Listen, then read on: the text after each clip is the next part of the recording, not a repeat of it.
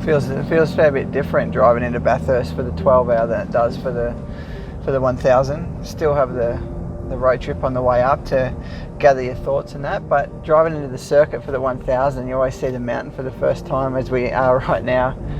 You know, you instantly think of the history behind the event, the 1000, the people that have won it, all the things that have happened. But I don't know, for the 12 hour it feels pretty different. You just want to get out there and get stuck into it without the, you know, the history of the event and the meeting sort of being in the back of your mind. You just got an awesome track, an awesome car, and a fun weekend ahead.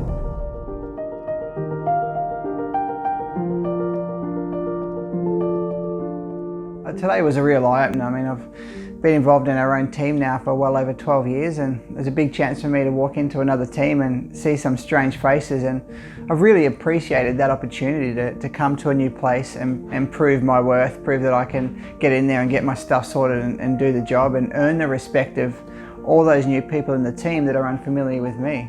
And that starts everything from, you know, unpacking my bag in the truck to how I treat them, how I get myself ready, and then of course, most importantly, how I perform out there on the track.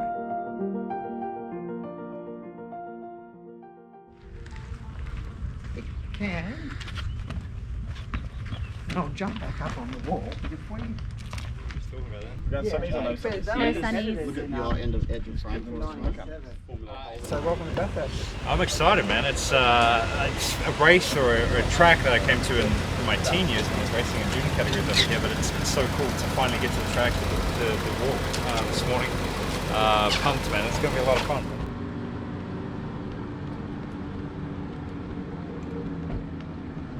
Just in a road car, cutting a lap with Berto and Scott.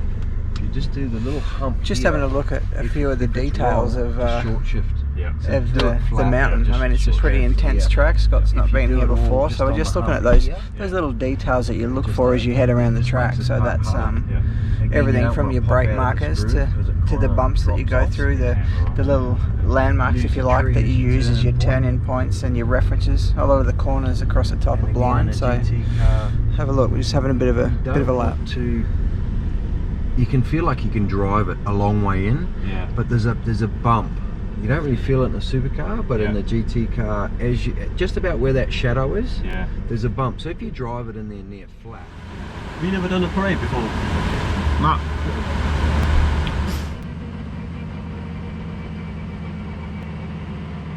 This is something pretty cool. We drive all the race cars into town and show the people all the different sorts. For me, it's really cool as well, because if you take a look around with me, and there's so much cool equipment here, and all these cars are, I guess, probably in the vicinity of $1 million Australian dollars. So when you add up this, I mean, I'm not great at maths, but there's 30 or 35 of these cars here. That's a lot of money parked here in the main street of Bathurst. And like I say, it's really cool, and you can walk around and have a really good look at the different aerodynamic packages on these cars as well, and they are really significantly different. A lot more than what we're used to on the supercar. When you take a look even at our car, the back of the Aston, and it's got a pretty flat under tray, and this diffuser at the back, I mean, it's such a cool piece of equipment. And taking a walk around, you can see something similar on the Porsche and the Mercedes, the Honda, and then on the front, all these pieces of carbon fiber mounted everywhere. It's just a cool environment and a cool thing to look at. Very good as well for us to be able to come and share this with the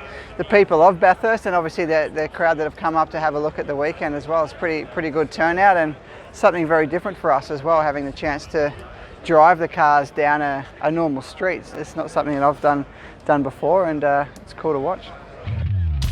Oh, 1996, 20 and 3. Pump numbers. Sue, you get to have a spin of the wheel. It's the... 30 seconds. So once the door's shut, from there, there's 10 seconds of confidence.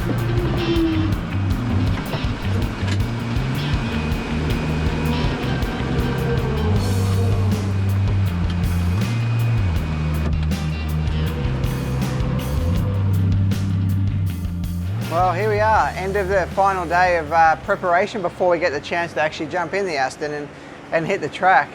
There's a lot for the little pea brain of mine to try and take in and understand fully, but I'm not getting to this point feeling like I'm completely ready, but I guess as ready as I can be in a situation that's not my normal comfort zone. But let's take a look around as to where we're at on that final day of prep. So when you get down to my eye level and look through there, you haven't got much windscreen to look through. So when you're doing your seat insert in the car, it's pretty critical to have your eye line right in the middle there, and probably a little bit higher than what you normally would, particularly at a track like Bathurst, so you can see all those critical points that you're trying to hit around all those blind corners and the top of the mountain. But beyond the seat insert, the guys here just doing final spanner check on the car before it hits the track tomorrow. This car's been on the tour inside the Bathurst City Precinct, which was pretty cool. So we're getting there. Everything's done. We're working our way through that schedule of the day. We've got everything sort of in position, ready to pull the helmet on in the morning and see what this Aston's got around Mount Panorama.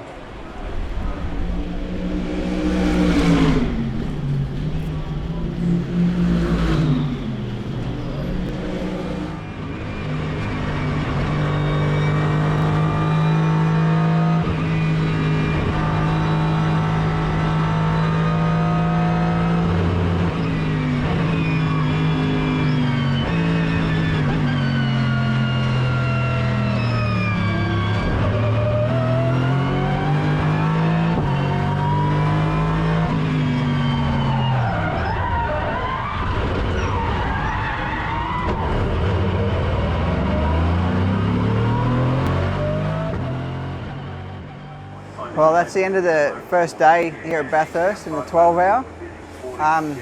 The brain's melting, to be honest. It's so much information to take on board with a car like that, something that's so sophisticated and in some cases challenging to control. It's really easy to get to 90% of its capability, I think, because it has traction control and ABS and all those things. But then to work with those driver aids to get the most out of the car is another story, because they come in at interesting times, and as a driver then you have to adapt your inputs to try and get the most out of the car and work with those programs, whereas a supercar, like I'm used to, is very raw. No ABS, no traction control, and today I had a few little things I wanted to tune with that, and I'm flicking dials and trying to work out which one of all these dials and buttons in the car actually does what I want to, and to work out how many clicks I need to do on the Pro traction control to give me some more flexibility and all that. It's so much learning. So to come to an event like this and jump in that thing and just bang it to the front is I think almost an impossible task for me. I mean, I'm not doing that. I'm not qualifying the car. Jake is, and Jake's an extraordinary talent, which what we just saw just then. He went out after I did a time that was a second and a half or nearly 2 seconds better than what I did in the previous practice, and his first couple of laps were within that range, and I'm like, this is okay. I seem to be getting the hang of it, and then all of a sudden he's found over a second and got a really good lap out of the car.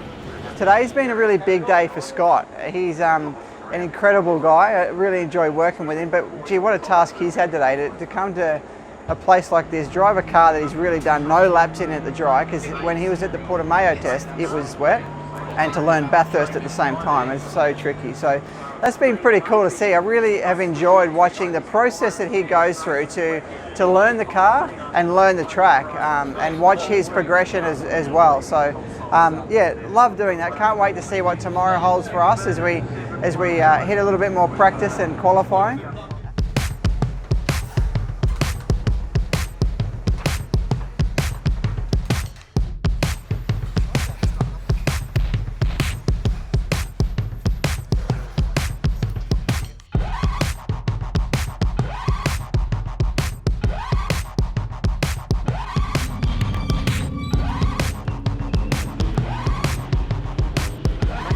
Crazy by the looks of it. Yeah, struggling for traction.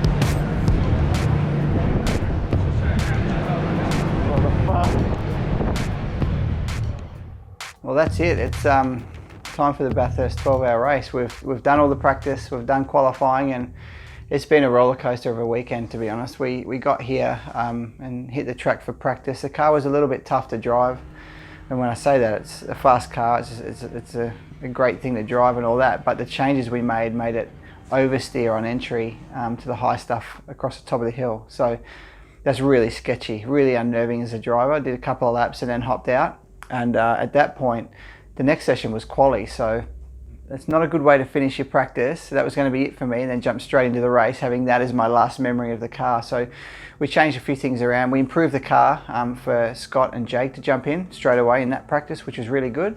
And then they gave me a few laps at the start of qualifying on high fuel load and older tyres, just to get back in the rhythm and get my confidence back in the car, which is what we've all been trying to build on through this weekend. It was a tough situation for the team when we saw car 62 hit the fence.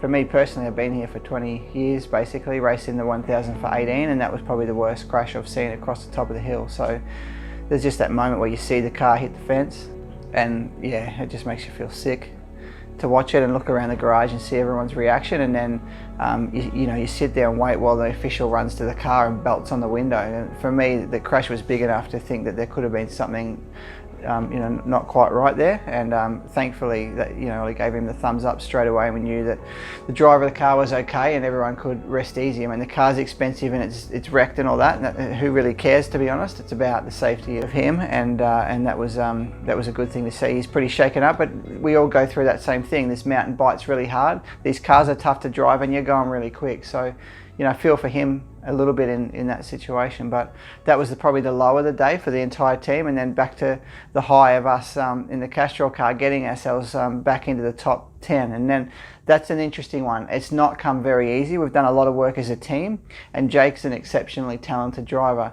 Everyone said that before I got to the team, but to see it myself, is really cool. What he can do with that car and across the top of the mountain is pretty special. And keep in mind, I've seen 18 years of not only my driving data, but drivers of everyone from Murph to Scaife to everyone's data that I've teamed up with. He's right up there with some of the best drivers I've seen. So we're ready to give it everything we've got and try and get a good sleep. And that's the tough thing now. I've got to try and go back to the hotel while it's sort of still light outside and work out how to shut my brain off and go to sleep and get up at 3 in the morning to come back and drive that Aston Martin around Mount Panorama in the pitch black, which I've not done before. I don't know what it's going to be like inside the car, and I don't know what it's going to be like with 38 or whatever it is, other cars around me hustling to get a good position. So try not to think about that for now and get some sleep and come back and see how we show.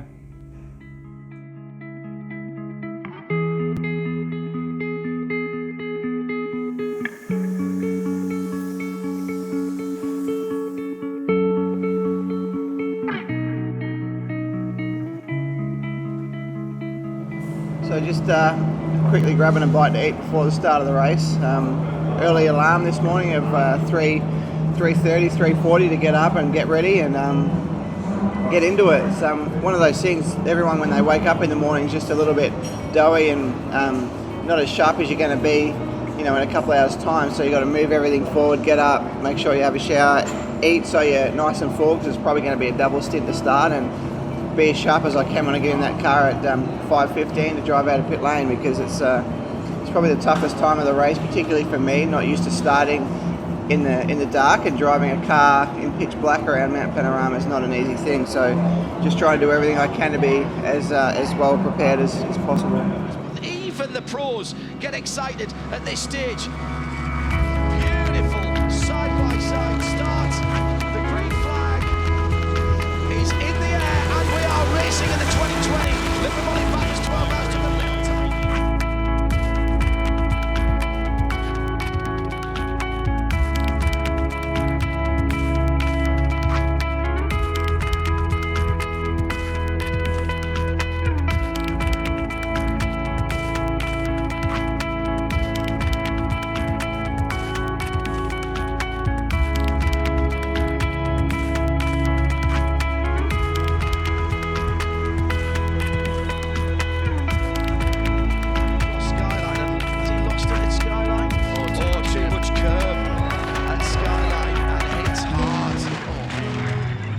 right-hand side of that car.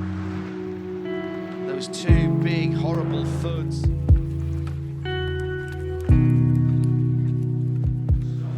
saw it all happen, and I thought he was going to come back, and he went out of sight as he was coming back from the wall. I'm like,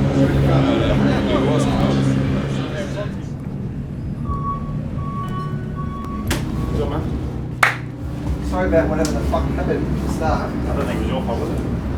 Even if it wasn't at first. it was weird. Lap, so It just stopped, and then I'm like, on and off with the ignition, nothing. and it's just coming out of the chase, right? So I literally just watched it by. Well, just on the massage bench now, getting a little bit of work on the back.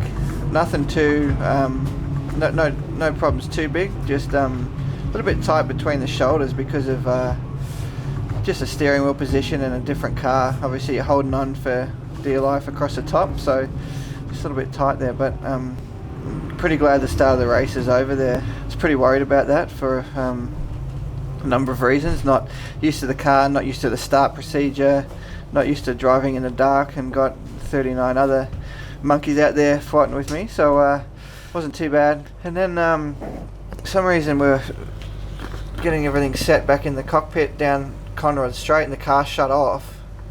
Just killed the ignition. I'm not sure exactly why yet, we don't know why, but we went from a decent spot to last. Down the bottom of the mountain, as we know, the other cars are almost as quick as what we are, so passing cars is fun, being passed isn't. So put myself in a position there after the car shut off to have a little bit of fun, put in some good lap times. We got down into the low 5s, which was requested by the team. So many things you got to learn for the first time. I know I'm experienced, I've been around here a million times, but I don't know the processes very well of this form of racing. The rolling starts, what you need to do in the pit stop, what the car feels like on full tanks and old tyres, which we just had then. All those sorts of things are first time things for me. So I'm pretty happy to get that 2.5 hours in the bag, learn all those things, what the car feels like, and use that as experience for when I hop back in a few hours' time.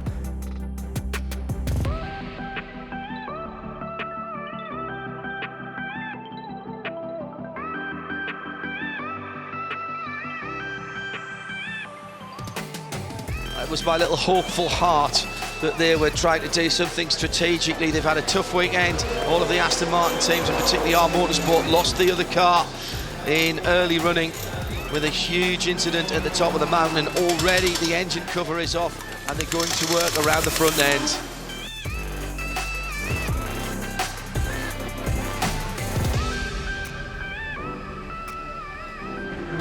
New splitter has gone on this 76 Aston Martin. The guys are pretty satisfied with their new work.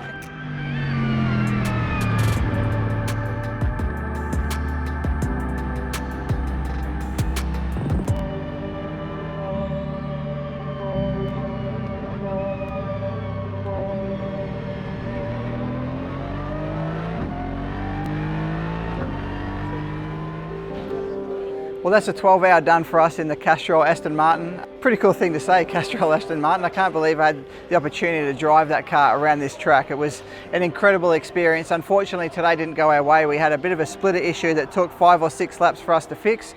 We got that done though, and the team stuck in there and got 1 lap back out of the 6 that we lost, and we finished 16th overall. So not the result that we wanted, but I guess we're relieved that we got through unscathed. The car looked great, the team did a great job.